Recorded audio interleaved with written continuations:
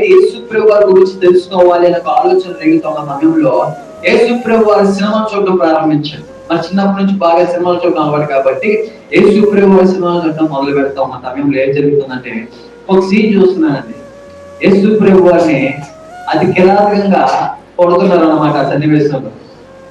ఆ సన్నివేశం చూస్తున్న సమయంలో మీరు భలే చూస్తున్నారు కానీ నా వల్ల కావట్లా. ఆ ఎంత చూస్తున్నప్పుడు బాబోయ్ ఏంటి యేసు ప్రభు వారిని ఏ విధంగా కొడుతున్నారేంటి అని నా కంటే నేను తిప్పేసుకుంటా ఉన్నాను. ఇప్పుడు అడుగుతున్నాను, యేసు ప్రభు వారి యొక్క జీవిత చరిత్రలో ఆ చిత్రంలో అది నిజమా అబద్ధమా? దేవుడి సినిమాలో జరిగింది అది నిజమా అబద్ధమా? అది నటనే కావచ్చు కానీ జరిగింది మాత్రం నిజమే.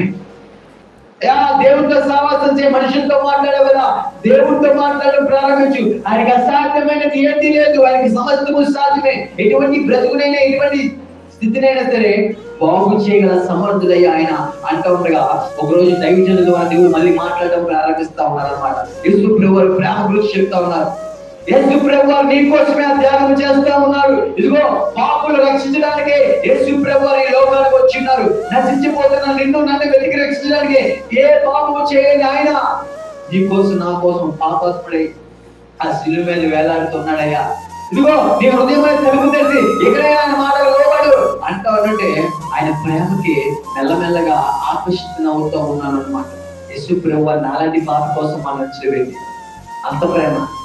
నన్ను ఎవరు ఇష్టపడరు కదా, నేను ఎవరు, నేను ఒక వ్యభిచారిని కదా, నేను ఒక దొంగను కదా, తల్లిదండ్రులు ఎంతో బాధ పెట్టిన వాడిని కదా, నేను ఎప్పుడెప్పుడు చనిపోతామా అని చూసే వ్యక్తులు ఓడిపోదు కదా, నాకు నన్ను ఎవరు ఇష్టపడరు కదా. ఆయన నన్ను ప్రేమించడం ఏంటి, ఆయన నన్ను ప్రేమించడం ఏంటి? నాలో ఏముంది, నేను మూర్ఖుని కదా, అందరినీ బాధ పెట్టిన వాడిని, నా వల్ల ఎవరికి ఉపయోగం లేదు, నా తల్లిదండ్రులకు ఉపయోగం లేదు, ఆయన నన్ను ప్రేమించడం ఏంటి?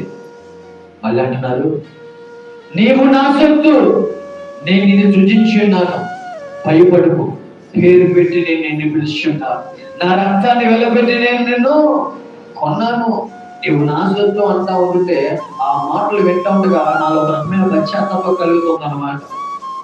నువ్వు నిజముగా మొదలు పెడితే ఆయన అతి సమీపంగా ఉండే దేవుడు. నువ్వు నిజముగా మొదలు పెడితే అంటా ఉండగా ఆ మాటలకి ఆకర్షితునవుతా ఉన్నాను ఆ రోజు.